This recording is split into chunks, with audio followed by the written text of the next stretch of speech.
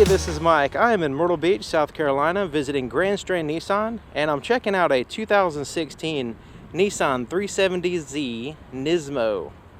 And from what I'm told, the Nismo is for the enthusiasts only.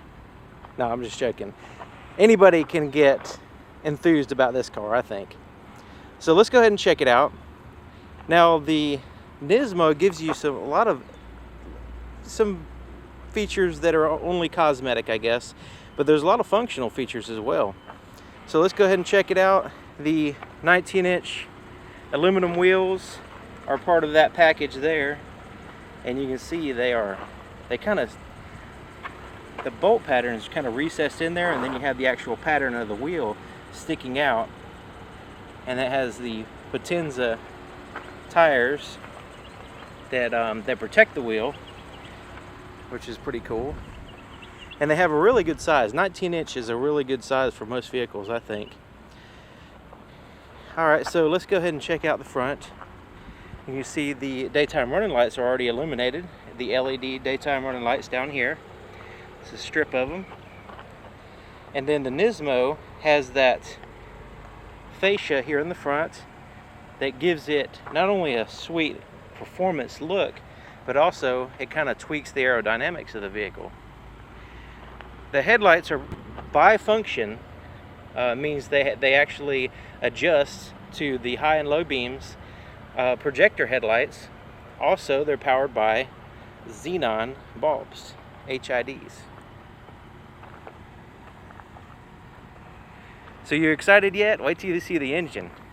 But anyways, so if you're not familiar with the 370z by Nissan, this is a rear-wheel drive vehicle, and it has a front engine, rear-wheel drive. The engine is a 3.7 liter, 350 horsepower in this little two-door car, 276 pound-feet of torque, variable valve event and lift system for the timing of the engine. Variable valve timing is a special system developed in kind of recent years, I guess you can say, that gives an engine a really good boost of performance and fuel economy. But this one with the variable valve event and lift, event means the actual timing, and then the lift means how high the valve is actually going to open. So it's a really advanced system, and it's really surprising when you drive this car. But anyways, it does have a 7-speed automatic transmission. I know some people are going to be upset about that. It's an automatic transmission with the matching downshift, the rev matching downshift capabilities. It does have a viscous limited slip differential here in the back. And I don't know if I can get the camera low enough, but we can see what it looks like under there with the massive chrome tip exhausts there. And hopefully you can see under the vehicle, which gives you a really good traction. You notice it has massive tires here in the back, plus you have the limited slip differential, which is going to get you off. It's going to get you going. I just say that. All right, so there's the inside of the passenger door, and this vehicle is covered in Alcantara leather, and you can see it right here on the door. It's like a suede leather with the red stitching really just shines through. I noticed it's not very prominent, but it just kind of gets your attention, and the suede just gives you a touch of class for sure. Then you have that Z there in the threshold, which is awesome. Alright, so it has the Recaro performance racing seats with the same Alcantara leather, massive bolsters there on the side. And one thing about these seats is they hold you in place. So it's not a seating position. I mean, it's not like you can readjust your seating position too much. It just holds you in place. And so, some people like that. Some people, on long trips, I guess it might be a little bit of I don't know. I mean, they're really comfortable, so it's hard to say. you know, if that's going to be an issue or not on long trips, but who cares about that? It's an awesome car. So let's check out in the glove compartment, kind of really small glove compartment, just enough to put some small stuff there. All right, and you can see it has the leather there as well. Perforations in the seat in the red portion.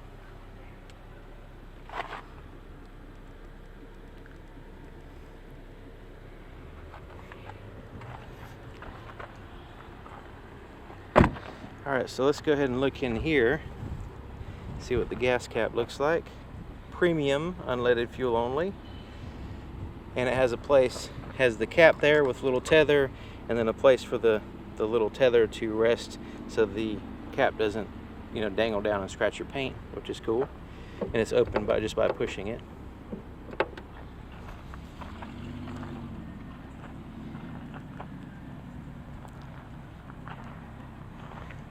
All right, so let's take a look here in the back. Massive pipe sticking out, chrome. Then you have that styling there, the Nismo styling. So let's go ahead and open up the back and see what we see.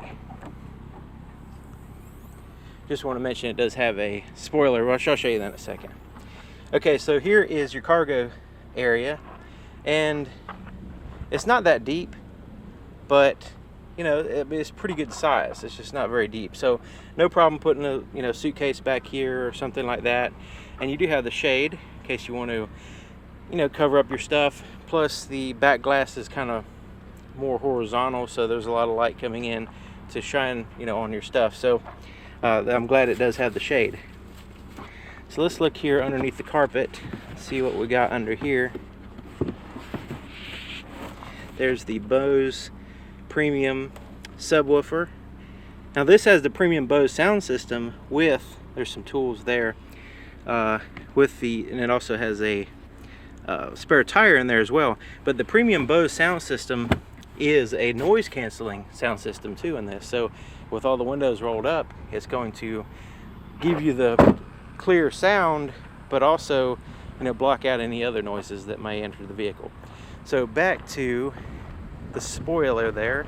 The spoiler is not too prominent, but it's good. It just seems like it has a really good size spoiler on this particular vehicle. Definitely looks good with a spoiler. It's just the some of them are a little bit too big, but I think this one's just about right. So this vehicle has a proximity key, and here it is right here. It's just this little oval shaped box, and basically, as long as you have the, you can lock and unlock the doors if you want, but as long as you have this key on in your pocket or whatever, on you somewhere, all you have to do is walk up and push this button to lock and unlock the door. Plus it has a push button start, which I'll show you in a sec. Let's take a look under the hood. This is what gets me excited. This is a smooth, quiet engine, isn't it? You didn't even know it was running the whole time, did you? It's that smooth and quiet. And the Nismo has the structural integrity bars there, and they go from one strut to the other, like so. Plus, they go all the way to the back to the firewall, which gives you like the holy trinity of front end stability when you're driving. So it's a very stiff, solid vehicle. So the 3.7 liter, like I said, has 350 horsepower, dual overhead cam with the variable valve event and lift system, which is, if you're not familiar with the very VVT type systems, Matt Gore, he's the engineer student that I have videos with. He has some really cool videos, which you can check my channel for, that kind of explains it in a little bit more detail, because he's more up to speed with the explanations on the technical stuff than I am. But yeah, I like the way it's got that red cover there. You can actually see some engine. It's smooth and quiet. I mean, really, that's awesome. All right, so let's get behind the wheel and see what it looks like. All I pulled the seats up just so we can look behind them and check out the kind of storage area back here. In addition to that trunk area, it has these two quick access to the driver and passenger by reaching behind the seat or pulling the seat up.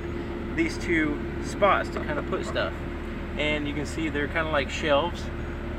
And behind the seats, now these seats are up all the way up, so this space right here is very limited. You might be able to put a little bit of stuff right in that little spot there, but for the most part behind the seats there's no storage space. So these places give you some, added places to put stuff. You also have this little fold out pocket shelf paperwork thing, I guess. I don't know how to explain it, but this will be a good spot to put a book, or it's kind of shallow, but it has this place right here just to kind of put, I don't know, just kind of mail or a book or maybe your owner's manual, that kind of stuff, since your actual glove compartment is very small. Alright, here we are on the inside, and the seats are really surprisingly comfortable. They do hold you in position. I can't really squirm too much, but as far as just, they hold you kind of in the right position, I guess you can say, once you get the seat adjusted. So let's go ahead and start over here on the door. So you have the window controls that are both automatic, so all you have to do is push it and the window goes up and down. You can also lock out the other window if you want to by pushing that button. Say if you have a child on the other side, you don't want them playing with the window, you can do that. Door lock controls are there. Your side mirrors are adjusted. They are heated side mirrors, and you can adjust them with this little joystick. You just have to pick a side and then you can adjust it like so, and then you put it back in the center to keep from messing up your adjusted mirror. And you got the handle there. There's the actual door lock there. There's the power portion. So to the left of the steering wheel here, we have the traction control button, and that traction control system is always on to keep you from spinning tires or losing control of the vehicle. If you really want to spin tires and get really sporty, you can turn that off with that button. And this little space here, that is where your immobilizer sensor is. If your little key fob that I showed you, if the battery goes dead, you can actually enter the vehicle using a key that's inside by unlocking the door, and then you put the key fob in that little spot. Then it will sense the immobilizer system and you can actually drive the vehicle. So that's the get around, and just in case your battery goes dead, you can still use your vehicle. You're not dead in the water. Okay, so let's take a look at the steering wheel. Alcantara, suede leather, red stitching, and then you've got that red line there in the center of the steering wheel to keep you, if you're going 1,000,000 miles an hour or something, it keeps you in the center of the road. I'm not sure what that's for, but that's what it reminds me of. Okay, so really neat, comfortable steering wheel.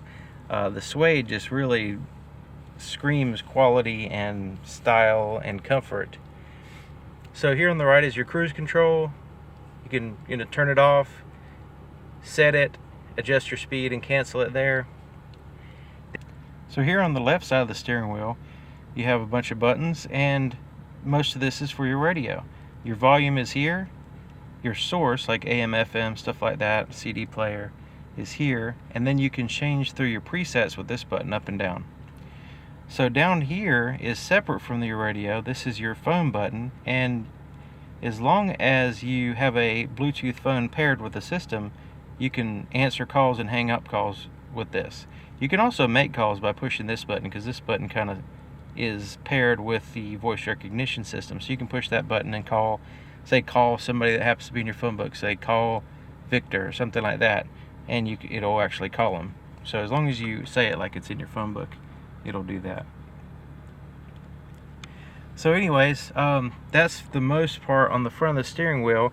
On the back of the steering wheel, or should I say behind the steering wheel, you have these paddle shifters, and they have the leather on the back side of them, so you can cycle through the gears. And like I said before, this has the rev matching downshifting, that rev matching when you downshift, so that way you can really, you know, punch in the next gear. So you can really, if you, with some practice, I'm assuming you can really get some solid cornering and stuff like that with these, you know, with the paddle shifters there. And of course, you know, the transmission is tuned and designed for in the performance.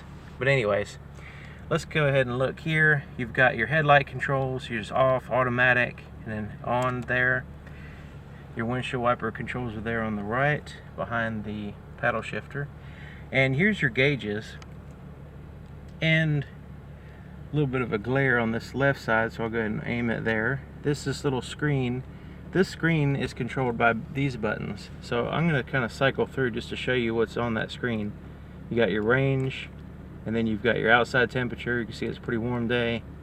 And then you have different settings there that you can go into. Miles per gallon, real time, and then you have average miles per gallon, average miles per hour, your time since you know, you reset it, and miles, and then range, back to range there. And it has a pretty cool kind of retro look, gas gauge there at the top. Let me see if I can block that glare. There we go. You see that kind of retro, it looks retro to me. The little lights there with for the fuel, plus you have the temperature gauge there with a little dot, which is I like the way it looks. And there's your RPMs front and center, and there's your speedometer there to the right. It goes up to 180 miles an hour. And there's your buttons for your get brighter and dimmer, your dimmer interior lights all around your dash. You can make those, you can adjust those. Alright, so you have these more gauges here above the center stack, and you notice there's a temperature gauge there to the left. Now that temperature gauge, we already have one over here on this side. Remember I showed you that? That's for the engine coolant temperature. This is actually for the engine oil temperature. Isn't that cool? So you can really make sure that the engine is at the correct, or the within specifications as far as the temperature as you're driving, especially in hot conditions. And if you start pushing the vehicle a little bit hard, then you know, you can keep an eye on that. There in the center is your voltage, and then you have a clock there to the right. So this is kind of a, what, you know, some people might consider a low-tech car. It doesn't have big navigation screens. It doesn't have any fancy stuff like that. It has a basic, very, very basic for a modern vehicle, radio with a CD player, which is kind of retro. But you know, it has the knobs there and stuff like that. But really, you can actually play with a premium Bose sound system.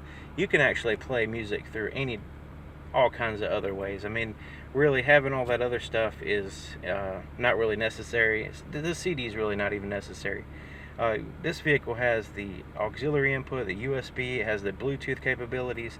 So all those are the actual ways people play music through sound systems. So you know, just because it has a kind of low-tech looking radio, you know, it's not a big deal in my book. So there's the start button there. So in here is a little storage cubby to put stuff, secret hidden compartment, and it's felt lined. Not that hidden, but you get what I'm saying. Anyways, the radio has the presets there at the bottom. Traditional volume up, volume, and 2 through the stations.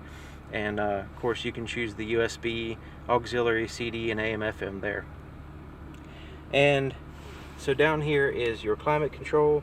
You have your fan speed. It is an automatic. It does have an automatic setting, but your fan speed, your temperature, and where you want the air to blow, pretty standard there.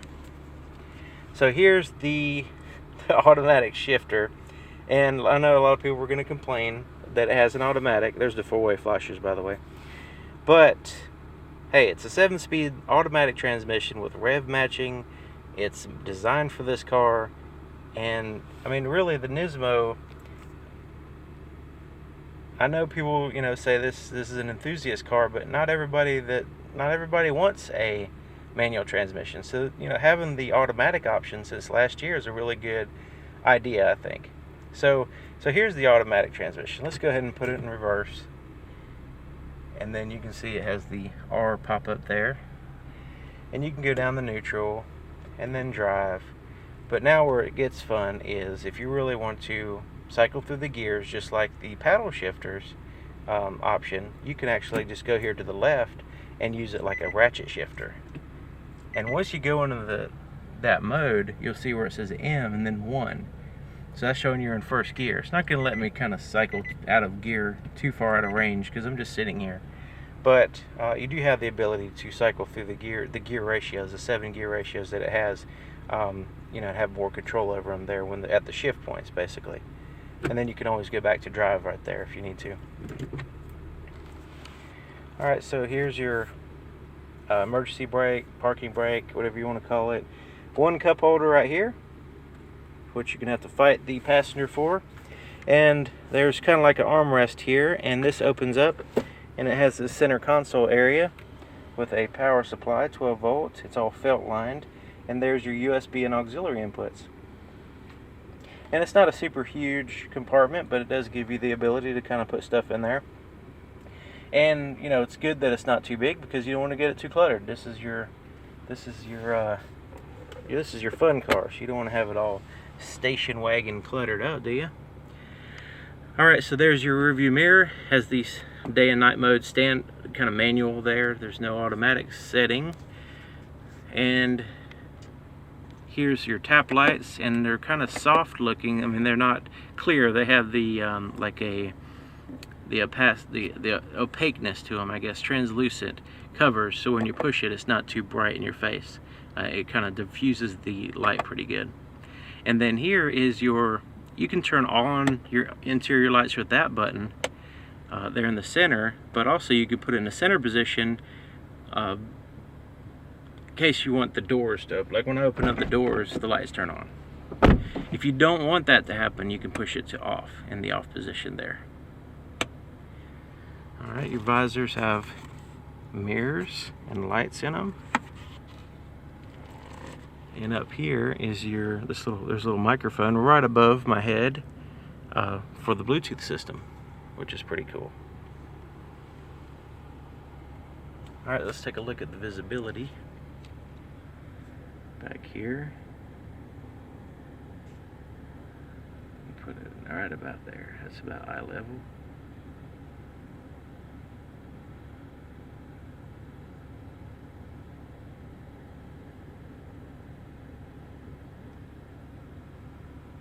So what do you think?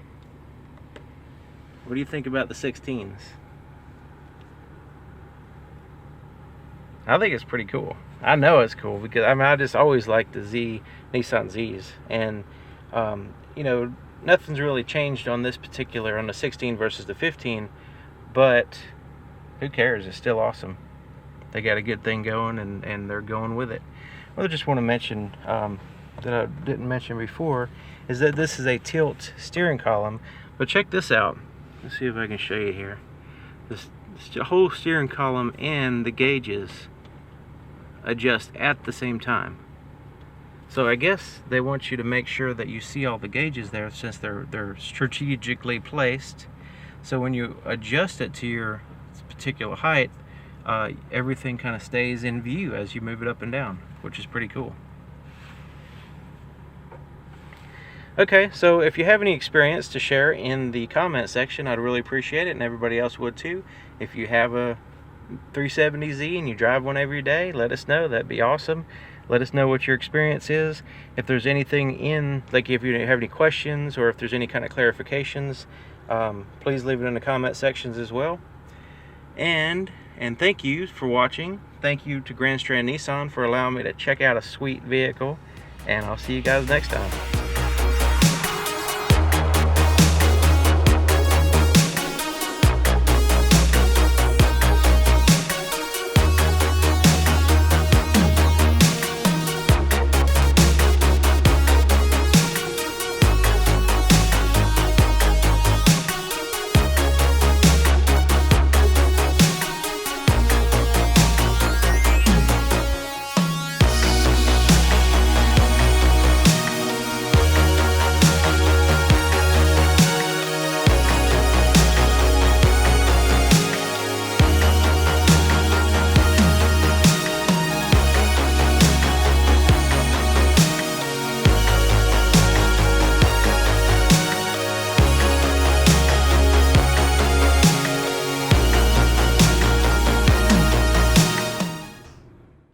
Also, I want to mention it has the adaptive electric power steering. So the faster you go, the less power it's going to give you, so you can feel the road a little bit better. But when you're going slow here in the parking lot, it's very easy to turn. It's not too easy though. It's not like, like an Ultima or something. You do have some resistance, but it is pretty easy.